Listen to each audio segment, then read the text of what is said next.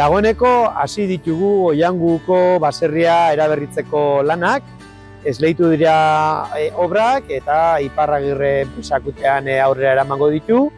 1,5 milioi inguruko kostua izango dute, bez barne, eta lan hauekin hemen atzeko baserrian aterpetxea birgaituko da, igogailu berri batekin, guztira gutxi gorabehera 54-56 plaza izango ditu aterpetxeak, eta beste alde batetik hemen ondoan dagoen golf zarreko eraikin honetan ere bi espazio egokituko dira, bat estalita izango dana, baina egokitu gabe, eta bestea ikasgela balioan itzeko espazio bezala.